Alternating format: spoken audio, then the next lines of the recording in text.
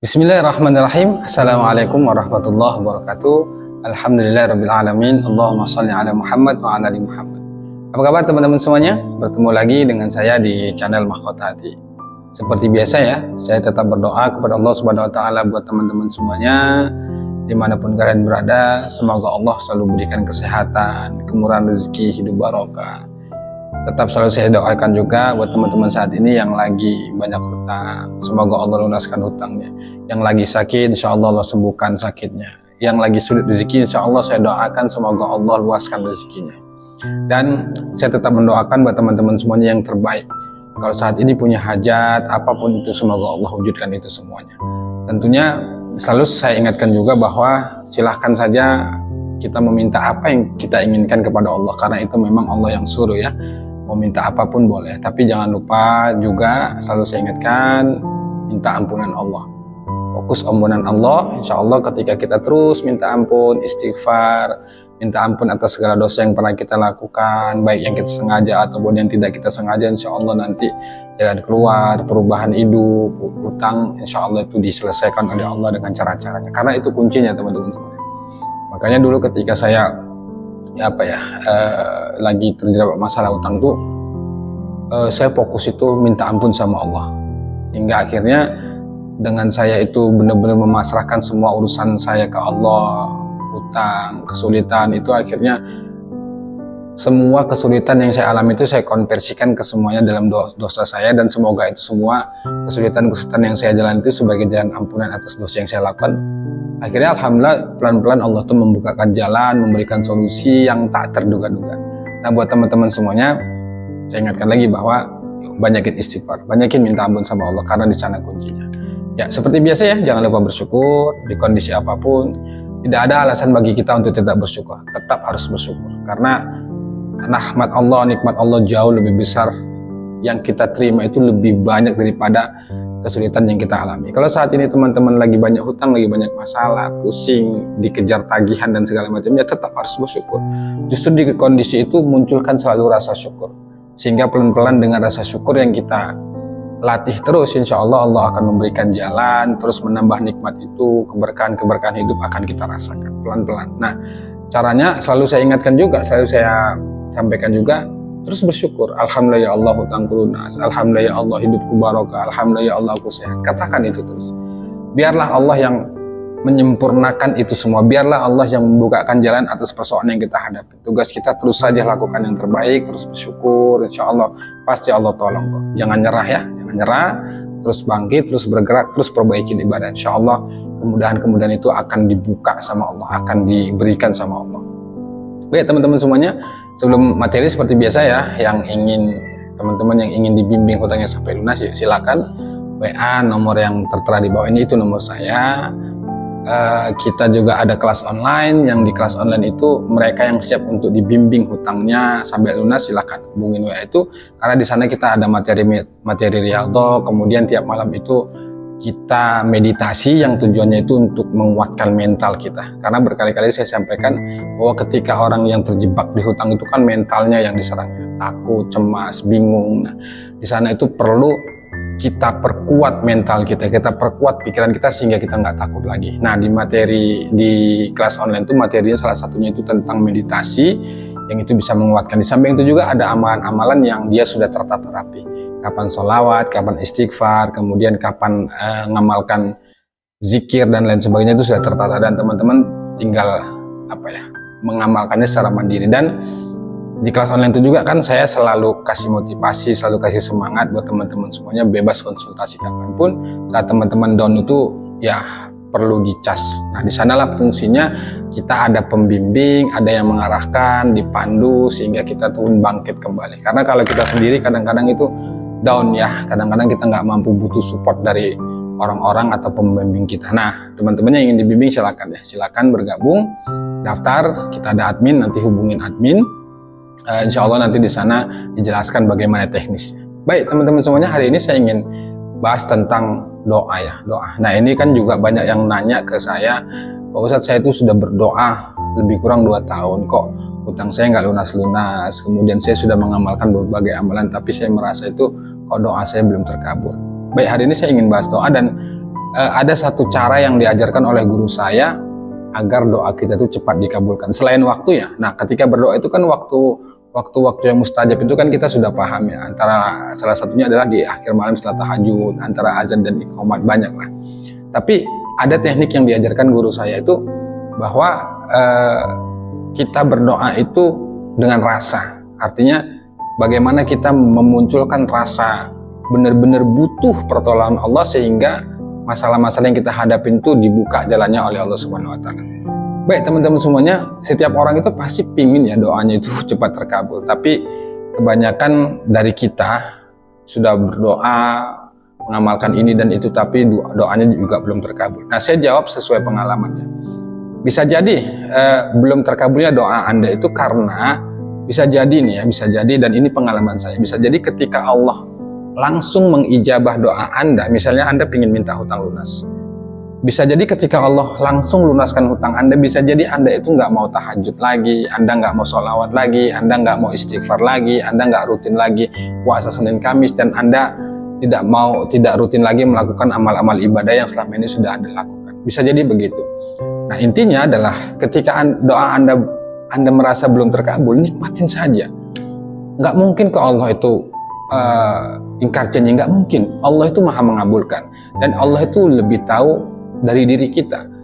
Kita merasa benar-benar pingin sekali hutang kita lunas, pingin sekali hajat-hajat kita terwujud, tapi kita merasa kok seolah Allah itu nggak memperhatikan, Allah itu nggak mendengarkan doa kita. Bukan itu. Doa kita belum dikabulkan Allah itu bukan Allah itu zolim, justru Allah itu sayang, Allah itu menyelamatkan kita. Kalau seandainya Allah kasih itu langsung apa yang kita minta atau hutang Anda dilunaskan Allah, bisa jadi nanti Anda jadi kufur nikmat, bisa jadi nanti Anda nggak mau sholat lagi, bisa jadi nanti Anda celaka.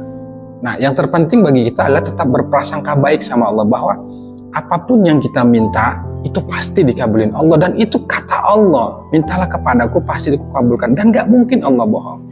Cuman sekarang kalau Anda merasa selama ini sudah mengamalkan A, B, C gitu ya, sholawat, istighfar dan lain sebagainya, tapi Anda merasa doa Anda gak terkabul, coba cek deh, cek dalam hati kita, dalam diri kita ini, keikhlasan kita dalam beribadah, kemudian keyakinan kita dalam memanjatkan doa kepada Allah. Kadang-kadang kita berdoa itu hati kita bilang, mintanya ya Allah lunasin hutangku, tapi pikiran kita itu dari mana jalannya ya, apa bisa ya, sementara aku nggak kerja, sementara gajiku cuma sedikit, sementara aku begini, dan alasan yang lain sebagainya. Itu yang sering terjadi. Jadi antara hati dan pikiran itu nggak sinkron. Nah, makanya ketika kita ingin benar-benar hutang kita itu doa kita itu dikabulkan Allah, cara pertama aja istiqomah aja dulu dalam beribadah. Istiqomah, nikmatin saja, percaya deh. Ketika Anda sudah datang ke Allah, Anda ibadah, Anda sholat, Anda ngamalkan sholawat, ngamalkan riyadhah, itu percaya deh, percaya sama saya bahwa pasti ditolong Allah dan pasti dilindungi Allah. Walaupun kita merasa dada terasa sesak, pikiran sumpek gitu ya, kita sudah berupaya sekuat tenaga kita sudah kerja keras, bahkan kita tahajud, siang malam kita ibadah, kita merasa doa kita belum terkabul. Saran saya, sudah deh, lakukan saja, istiqomahin saja, kerjakan saja. Saran saya sudah, lepaskan saja tugas kita, amalkan saja.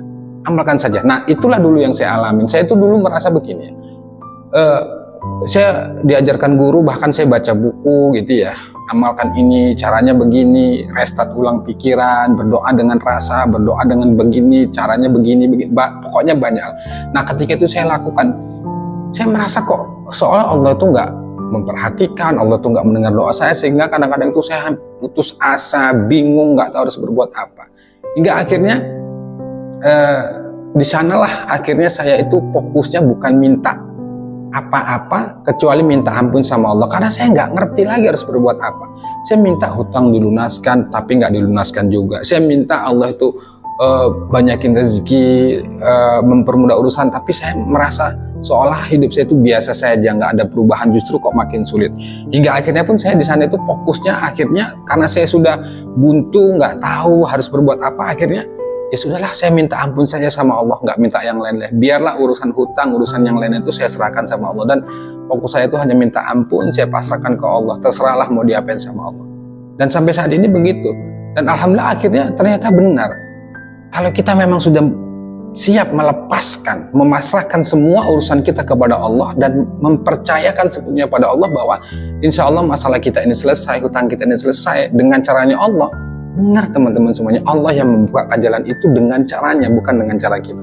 Kadang-kadang kita tuh berpikir, oh mungkin nanti dari sini caranya, oh mungkin dari nanti begini, oh mungkin begini ya. Ternyata itu no, ternyata itu meleset semuanya. Akhirnya yang bekerja itu adalah takdirnya Allah, petunjuknya Allah, dengan cara-caranya bukan dengan cara kita. Makanya berkali-kali saya sampaikan bahwa sudah deh, fokus saja minta ampun sama Allah. Allah tuh tahu kok kita bingung, Allah tuh tahu kita ketakutan, Allah tuh tahu kita itu nggak punya duit. Pokoknya Allah tuh tahu segalanya tentang kita. Tapi sudah deh, nikmatin saja, lakukan saja ibadah. Karena begini teman-teman semuanya, kalau Anda nggak ibadah itu sama sekali tidak berpengaruh sama Allah. Terus kalau kita mintanya nggak ke Allah, mau kemana lagi? Mau kemana lagi?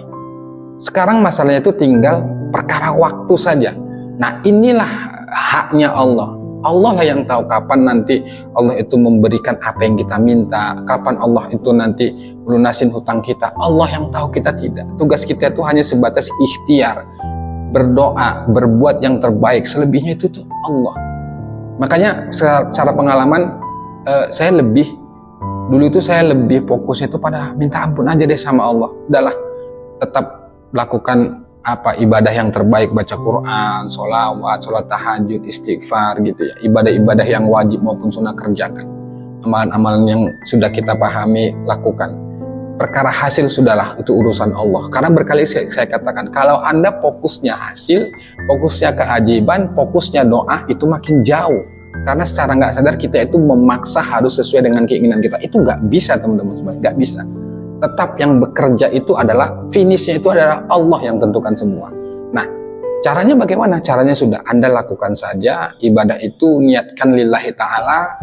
Niatkan ibadah yang Anda lakukan itu sebagai jalan untuk bisa mendekatkan diri kita pada Allah, pertaubatan kita atas dosa yang kita lakukan, sehingga Allah itu menolong kita dengan caranya. Udahlah, cukup sampai di situ.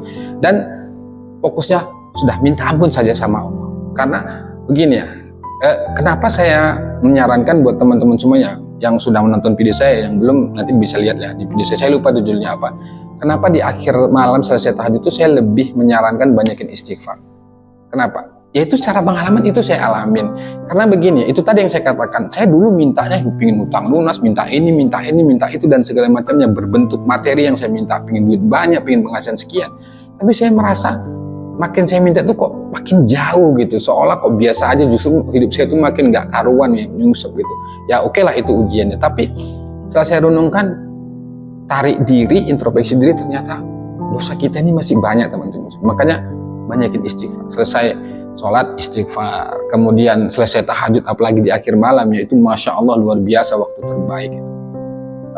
Selesai tahajud minta ampun sama Allah, kita merenung. Dan pernah saya katakannya bahwa bahkan saya itu pernah saya catat tuh semua dosa-dosa saya catat, saya ajukan ke Allah. Ya Allah, ini daftar dosaku ya Allah, ampuni ya Allah. Bisa jadi begitu, ada satu dosa yang belum kita taubatin, kita minta ampun sama Allah. Dosa kita ini kan banyak, yang kita sengaja atau yang tidak kita sengaja, yang besar atau yang kecil itu banyak teman-teman semua. Jadi saat itu saya catat tuh semua. Saya catat dari yang kecil, pernah mencuri, pernah berbohong, pokoknya banyak. Dan itu yang tahu kita sama Allah, karena itu kan aib kita ya. Nah di akhir malam itu saya ajukan, ya Allah ini daftar dosa. Saya bilang tuh, ya Allah, hamba pernah berbohong, hamba pernah menyakitin orang ya Allah. Dari yang terkecil sampai yang terbesar tuh saya catatin semuanya. Saya minta ampun sama Allah, ya Allah saya pernah begini, ampuni ya Allah. Ya Allah saya pernah begini, ampuni ya Allah. Saya pernah sampai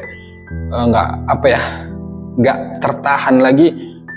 Air mata itu mengalir Masya Allah. Dan ketika kita menangis itu di hadapan Allah, Masya Allah hati itu plong. Soalnya beban itu, walaupun saat itu masih banyak hutang gitu ya, masih banyak cacian makin, akhirnya ya dengan curhatan kita tumpahkan ke Allah, plong gitu. Akhirnya ya sudahlah ya Allah, berpasrahkan saya padamu. Hari-hari tetap dilakukan seperti biasa, bekerja dan lain sebagainya. Tapi yang terpenting itu teman-teman, ya fokus minta ampun sama Allah ya, insya Allah. Nah kalau doa Anda belum terkabul, percaya deh, pasti terkabul, pasti, yakin itu, insya Allah teman-teman semua. Jadi jangan nyerah, jangan putus asa, terus semangat ya, terus minta sama Allah. Allah maha mengabulkan doa.